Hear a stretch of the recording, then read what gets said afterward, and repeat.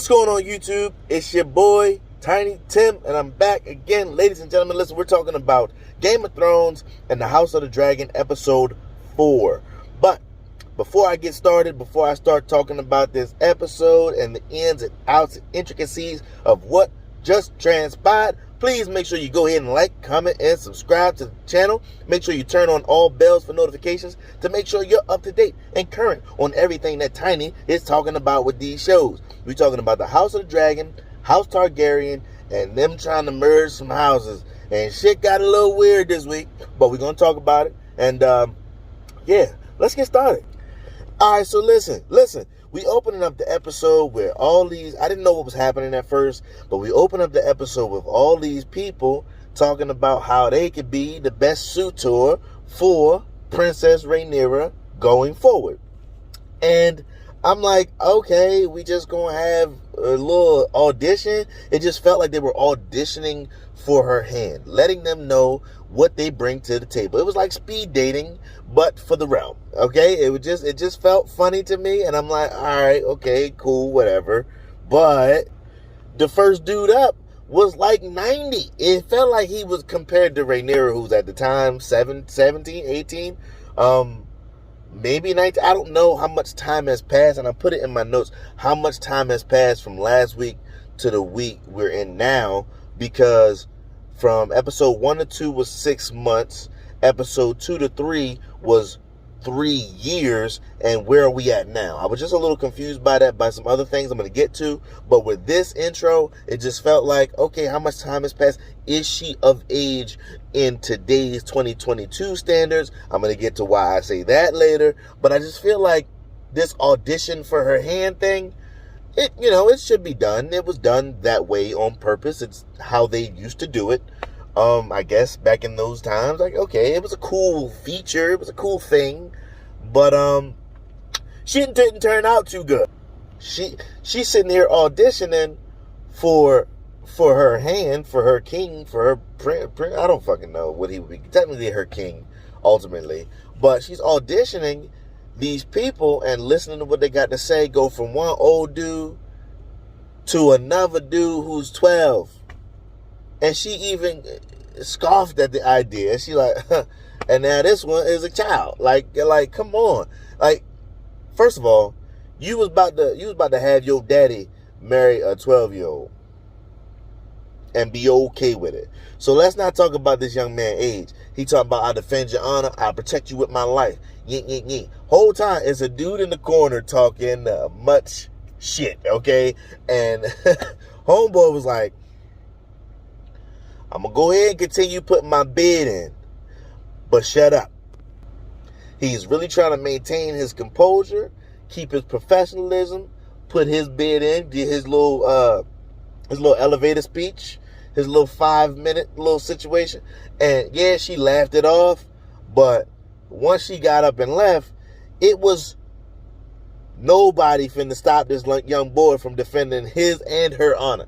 Like, the dude in the corner, the heckler, I'm gonna call him the heckler number 1, got sliced and diced by this little boy because he said, don't you be talking about my mama. like the little boy from Little Giants. He just went in like, yo, see me in the street right now. It's enough of your shit talk. You're done. See me right now. He pulled out, feet. Hey, yo, my man, heckler number 1. I don't even know this cat name because he's heckler number 1. Get the fuck out. You're done. Now you got to be dragged out and thrown in a ditch because you was talking shit about this 12-year-old who would defend his, her, and both families' honor with his sword. And sure enough, yo, you could be talking about my mama. That shit was funny to me. It showed that the boy had chutzpah. It showed that he had a little bit of balls. And yes, it did draw the princess's attention as she walking out. She turned back like, oh shit, the fuck? They really finna fight over me? And ain't neither one of them got a shot? I just felt like that was some horse shit. I didn't like that. I didn't like the fact that you just gonna have all these men served up. You weren't even in King's Landing doing this audition. You were outside of the kingdom doing these auditions. You had to take a boat home, which I thought they only did for cinematic whatever the fuck, because that's the only way that they would introduce the return of Daemon. That's the only way they could introduce. I mean, yeah, it could have been somebody else on the boat, but To my next note, it shows her excitement when she realized it was him coming home after, well, let's say 3 years, the war in Stepstone. Don't know the distance of time between last episode and this one, so we'll say 3 to 4, 5 years. She ain't seen him since he got banished the first time and took Caraxes took his dragon. Ever since he took his dragon and his whore, which, let's talk about it real quick. He drove off or flew off to Dragonstone with his dragon, with his whore, and with the gold cloaks. Went and visited Corlys at his spot. But we fast forward to now. Where the fuck are the gold cloaks? Because last week it wasn't nothing but Corlys people left at the battle with the crab feeder. Corlys's people, the Valyrians, and Daemon and the dragon. Where the gold cloaks at? Where the whore at? Right? We see the whore later this episode. She done upped her ante. She done upped her station. She don't work in the line of servitude to men no more. Okay? And I feel like that's some bullshit, but we're gonna get to that. But I feel like there's a comparison that I wanted to draw with her, and I think I'm gonna just stick with it right now, is that she seems now like a combination of Varys and Littlefinger. Not so much Littlefinger, but more so Varys because of his little birdies. She got people. She got people snitching, telling, little boys, little babies, running up and down the street, telling on motherfuckers. Now, at first, I wrote it down like, oh no, somebody saw X, Y, and Z. But then it got to the point where I'm like, yo, that's Varys all over again in his little birds. And she really looked extremely happy. Rhaenyra really looked extremely happy when he was home. And I'm like, yo, cut that shit out, man. Like, I get it. This family is bred in incest. That's how they keep the blood strong and keep it pure, whatever the fuck they say, right? But this shit ain't flying with me. I don't care. She looked 13. I don't care what nobody say. She looked 13, right? But in their time, in this time frame, she's 18, 19 years old. Cool. Take away the statutory shit. Take that away. That's still her uncle. I'm not looking at, hey, auntie, I'm not looking at my aunties that way. That's not how that works. But in this time, that's how it worked. That's how it worked. I mean, in Rome, they was diddling little boys, I think. I mean, it was incest, homosexuality, stuff like that was different back then. So I guess, but I don't like it. So then we enter the throne room, and everybody's rushing in. Everybody's mumbling, it's Daemon back. He walk in with the dumbest, now Lord rest her soul, the dumbest Anne Heche in that Denzel movie haircut I have ever seen. I think that's the worst makeup / hairdressing I have ever seen thus far in this show. In Game of Thrones shows so far, it's the worst wig I have ever seen. It's hot. Wow. No. Laenor and Laena's wigs in the first episode at the tournament, that shit was some bullshit. But this is pretty fucking bad. His hair, that little piece of thing, he got a little shave cut. It just didn't go good on the screen for me. It didn't go good on the screen for me, and I had to make sure I made a note of it. Like, his haircut was not it, my guy. No. Get off the stage. This is how you coming back to your king. Where are your luscious Targaryen locks? You cut them. So we finally get him in there with this bullshit haircut. And, you know, he throw the axe, whatever the axe hammer thing is, down. I guess that was a crab feeder's thing. And he throws it down and said, add it to the chair. Now, I think that was one of the dopest lines of the episode, because of the intro of Littlefinger's voice and the pan up to the throne and things like that we've seen in the past with Game of Thrones and people that do Game of Thrones reactions. It is the blades of Aegon's enemies, and this. That's the story we tell each other. Yeah. Okay, that was pretty dope to have it added to the chair, to keep that lore, that level of lore, the same, even though this is a prequel. To have that happen, it was dope, because that never happened in Game of Thrones. Nobody ever said after the Dornish were defeated, whatever, after the people, where she said, yeah, tell your boy it was me that killed Joffrey. You know, when she did all that, ain't nobody come home with a sword and say add it to the chair. I think that was dope, because it showed why there were so many swords on the throne. That gave it to why it was like, yo, it's so many more swords on this throne than what was in Game of Thrones, and I liked it. But after all that, he gave up the little axe hammer thing. Said add it to the chair. And I just got the feeling like, man, I just want to come home, yo. Like, this some bullshit. The war over. They done named me King of the Narrows. And the Narrow Seed, okay. Which means jack shit, because there's only one king. And he even said that. I understand there's only one true king, and that's you, your grace. And addressed him properly, and this. A hint of me was like, yo, this motherfucker up to something. Up to no good. But the main vibe I got, 95%, was he just wanted to come home. And boy, was I deceived. But he just wanted to come home, get some love from his hometown. He just wanted to come home and stop running the streets, ripping and running. But Otto Hightower was sitting there hiding in the corner like, yo, you up to something. Looking wild, suspicious. I can't trust you. Can't trust what he about to say, King. Don't listen what he got to say, King. Now, they done mended the broken fence. They done made a happy home again. They brother and brother again, and shit's all cool. And he's sitting there drinking wine again, and I feel like this is going to be the death of him. Other than some other shit on his body, I feel like he's always more wine. I feel like that's going to fucking kill him, bro. Not on no alcoholism shit. You're dulling your senses as a king. You're already deemed weak by your brother as is, but you're dulling your senses, and now you're gonna get caught off guard, just like Robert Baratheon. Even though he was poisoned, but it was on that more wine shit and got fucked up. He wasn't aware that the bull was about to gut him, but he was poisoned. But still, that makes it easier for somebody to poison you if you always on your more wine shit. And I was sitting there talking about at the beginning of the episode, how much time has passed, because we see, as we're celebrating Daemon's return, that Alicent is not pregnant no more. Where the fuck is this baby, and what's their name? We know Aegon's name. We didn't see Aegon. Where's Aegon? We didn't see him at all this episode. But where's Aegon? Where's the baby you was pregnant with when Aegon was 2? How much time has passed? It bothered me.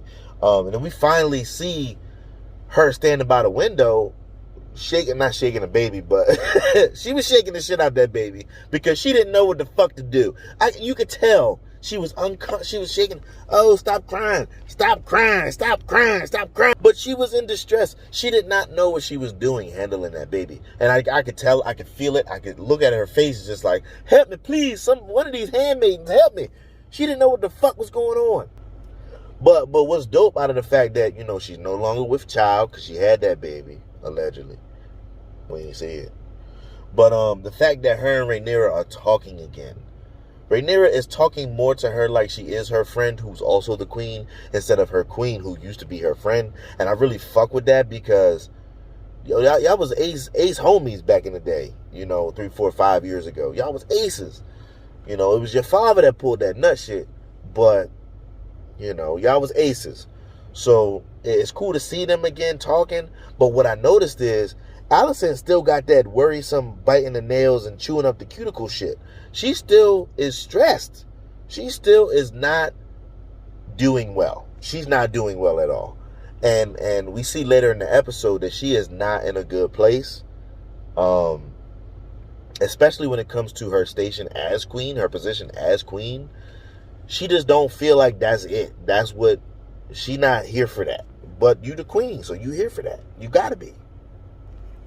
Now, I wrote it down, and this was a conversation between Damon and Rhaenyra, where he's home, and she poking fun at him like, yo, you just came to agitate my father. I know that's not it. And he was like, yo, I just miss the comforts of home. Ew! I know what you talking about, nasty pervert. You trying to fuck your niece. I know it. That whole scene was weird to me because it was full of innuendo, but it was just a conversation he was trying to have and she was trying to have, but both from a point of view of, oh, I missed you so much. I can't wait to get my hands on you, but you can't say that because you my niece and you my uncle. Like, that shit, the whole shit felt weird to me. I didn't like that whole scene. That whole scene, for me, didn't feel good, but it led us to this pile of clothes. Rhaenyra's going to sleep. She's about to go to bed. She said good night to Sir Criston, goes in her room. And then she got these smelly ass clothes on her table. Like, whose shit is this? Open it up, go through the pockets, find a little map. A little map? Huh? She put on her little beggar clothes, look like a little boy, follows this bullshit map. Who's at the end of the rainbow? Who's at the end of the fucking rainbow but her perverted uncle that she was talking to all greasy all day when he got back? Like, I just felt like it was bullshit. I didn't like it because I knew where this was going. We all seen the family trees. Anybody that's a fan of lore and Game of Thrones in general, I ain't read the books, but I've seen the family tree. I know what's about to happen, but I don't want to see the fucking shit happen on screen. But whatever. But the map takes her to her uncle, who's trying to show her a night out on the town. He take her to a dinner, a movie. He take her to get a show. He's, seeing a little show. And she's commenting, lies, slander. I thought that shit was funny. That was cool. Don't talk about the princess of slander. But like, you're one voice. Everybody, the people of Flea Bottom and the realm feel like the royal family is fucking bullshit. So they don't fuck with her being named heir. They don't fuck with none of it. So it's like, what slander? Like, it's true. Nobody fuck with you, yo.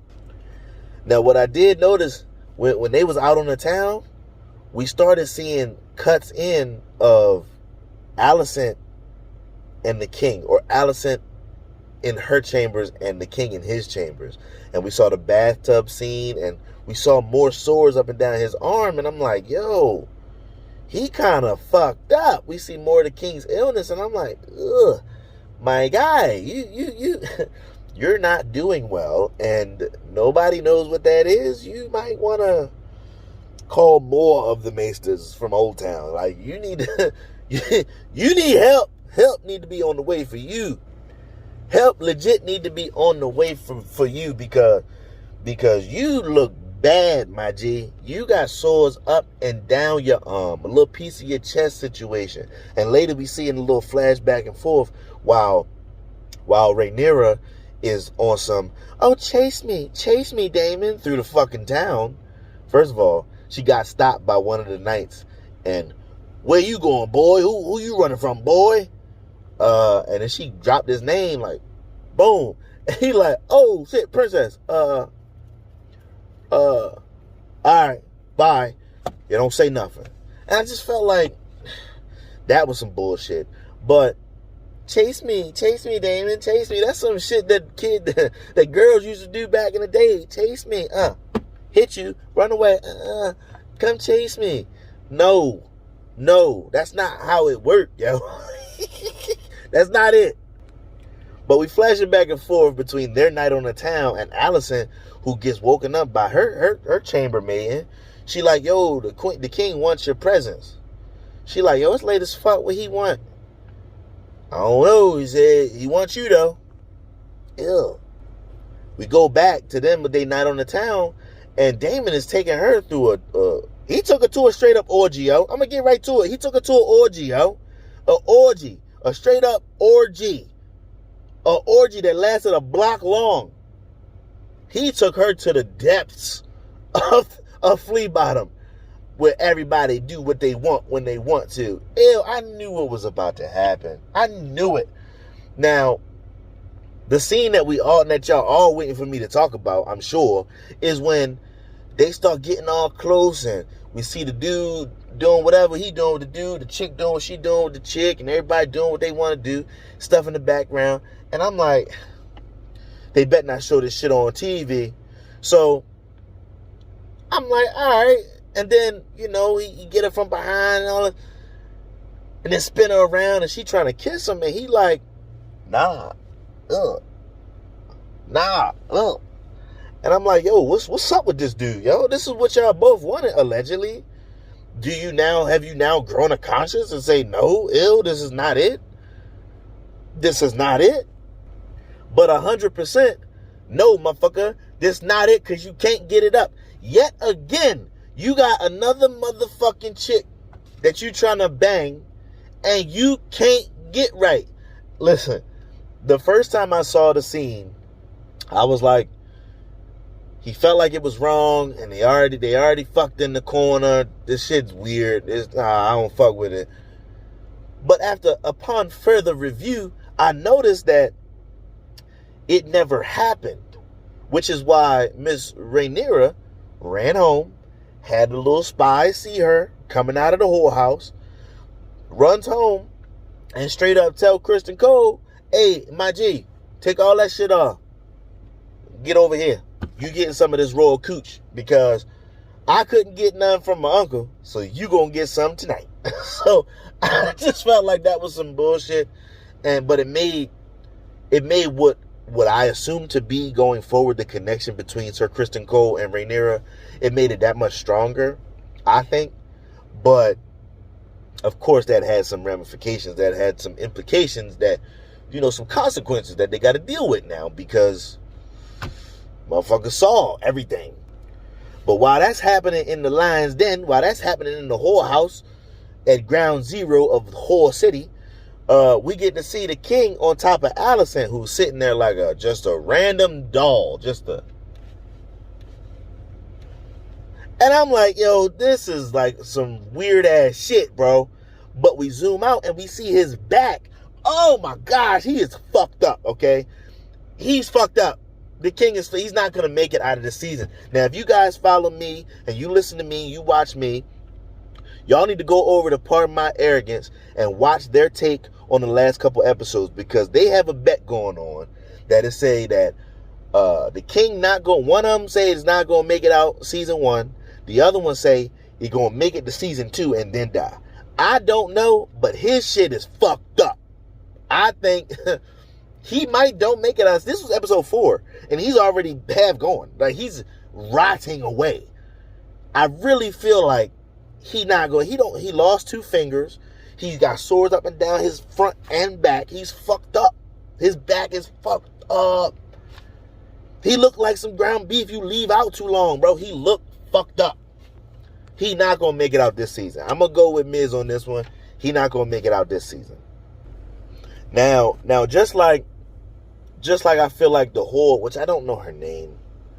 But the whore, just like I feel like she's Varys, I also feel like Otto Hightower is Varys / Littlefinger, because he's been manipulating and conniving up until this point. And, he brings the king the news after this night out on the town, and don't know that Alicent is in the chambers with him. But like, yo, king, I got word that from my little sources that your brother and your niece was out on the block fucking. King like, huh? What type of shit is this? Who your source? I can't reveal my sources. My guy, you're gonna tell me this accusation. You're gonna fucking tell me who your sources are, so we can clarify this, and I can cut their tongue out.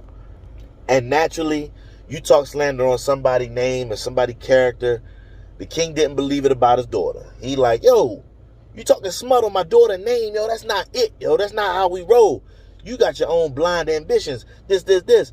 And he didn't believe him, and he went right at Otto Hightower like, yo, don't ever bring me no bad news like this again, yo. You on some nut shit. Don't come here on that bullshit. You just trying to get your name closer to the seat. You want your blood on the throne, this. And I'm like, king, just look at the facts here a little bit. Look at the facts. So I'm like, yo, look at the facts, King. And then we find out, we see her looking past a little silk curtain. Allison heard everything. Allison heard everything, saw everything, and now she got to confront her bestie. Since they back on speaking terms, I'm coming to you as my bestie. Did you fuck Damon in the whorehouse? Huh? That wasn't me. Yo, Rhaenyra was like, yo, what?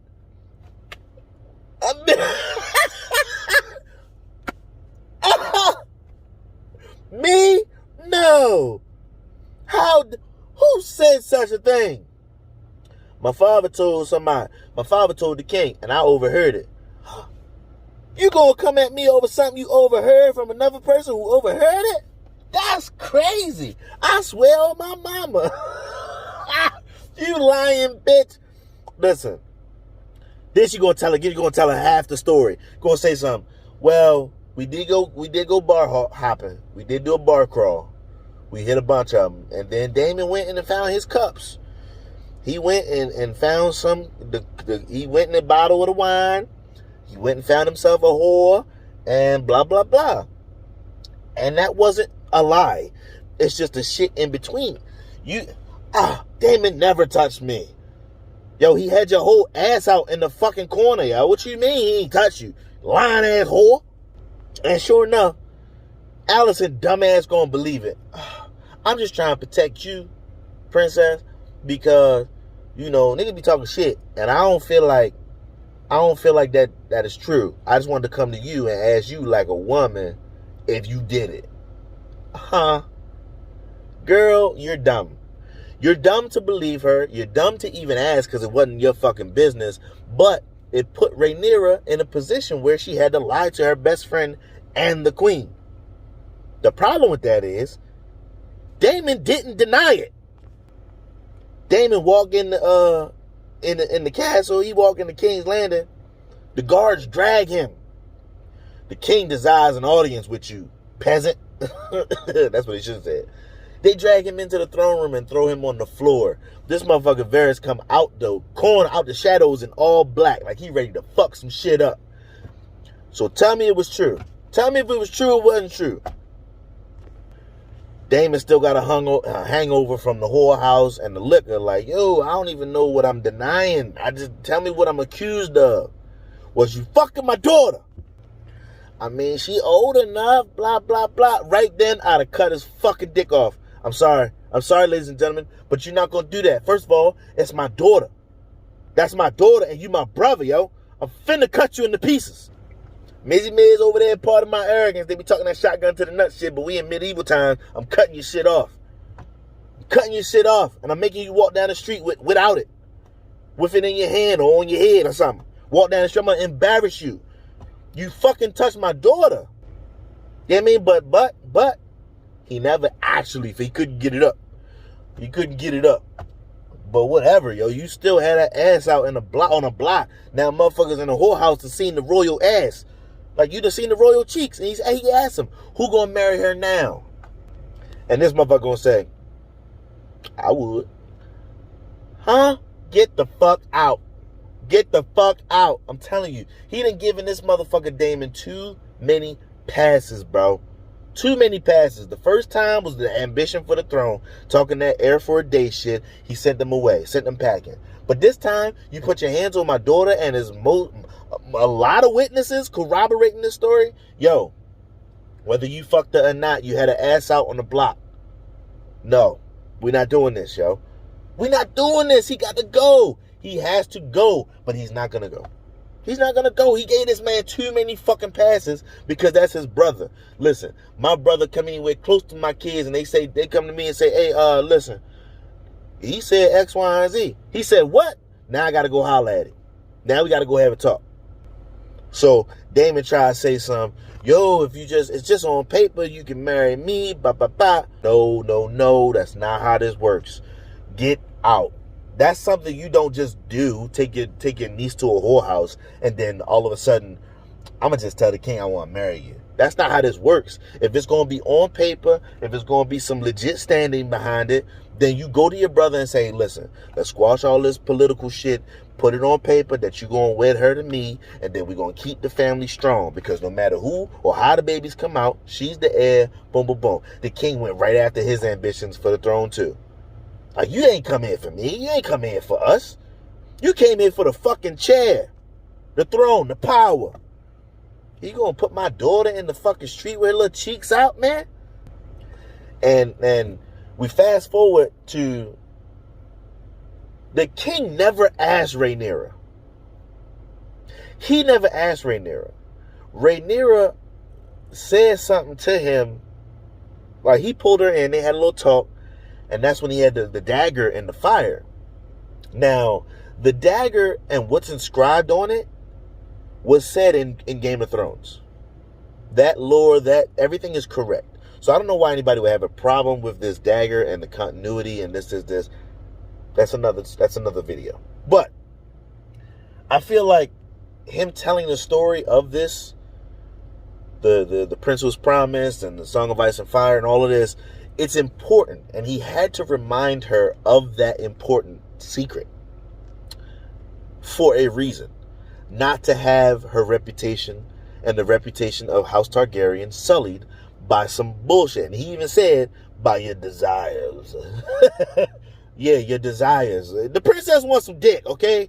Ain't nothing wrong with it. It's just who you fucking is the problem. You can't fuck your uncle. That's why you come home and got something from Kristen Cole. But you can bed whoever the fuck you want once you get married. You could have married that little boy who sliced the dude up in the beginning of the app and fucked who you wanted. It don't matter. But she going about it all wrong. But heating up the dagger, it showed us the inscription. And I'm like, yo, that's kind of fucking dope. Because we didn't hardly know that was inscribed on there. We knew the story behind the dagger and the Prince Who Was Promised and all that other stuff. But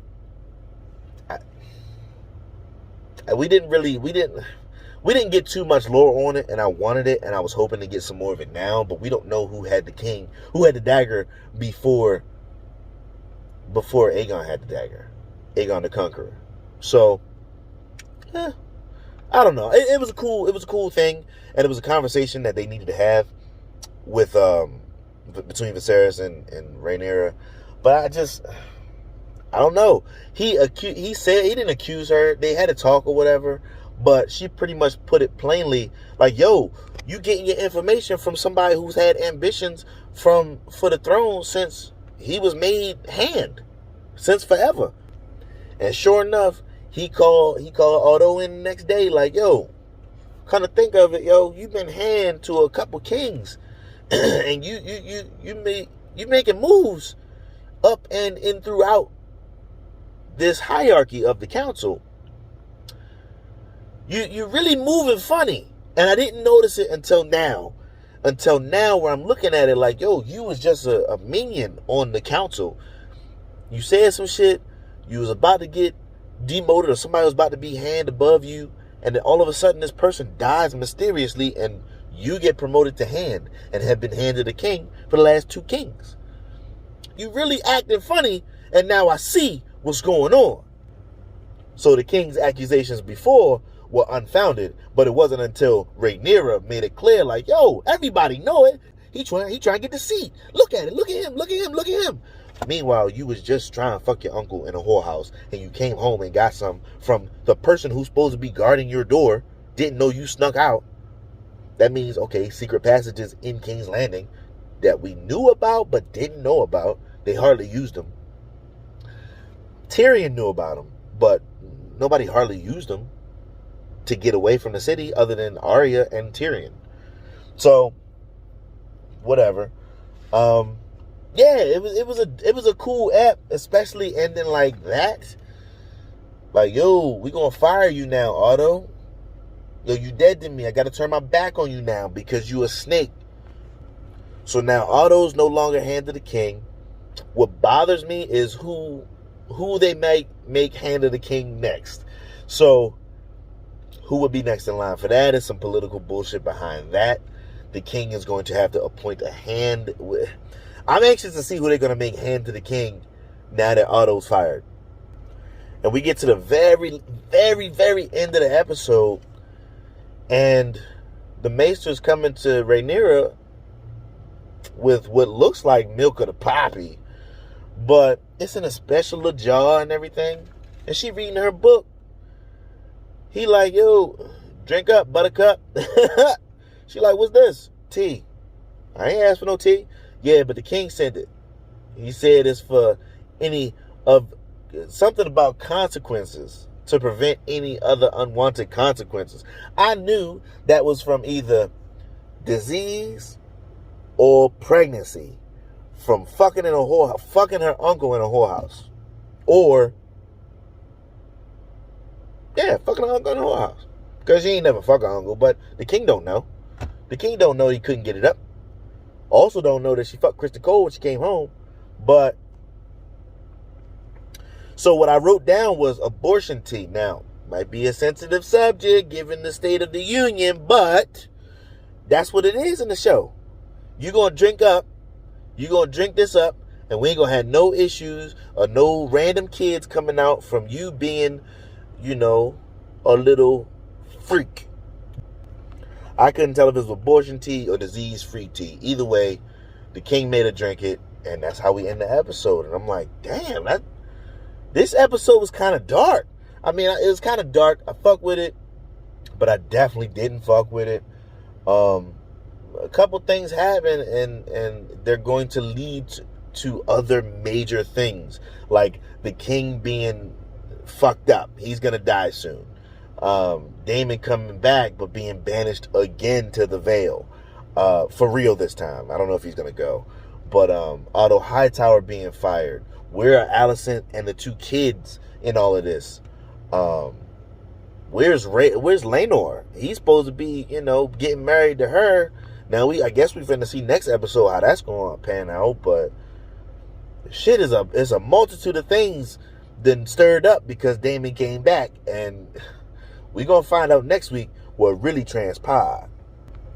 So until then, until next week, until we find out if she gonna have a baby by him now, or if the baby gonna be Kristen Cole's, or if she pregnant, I don't know. If there's gonna be a time jump, because that's supposed to happen.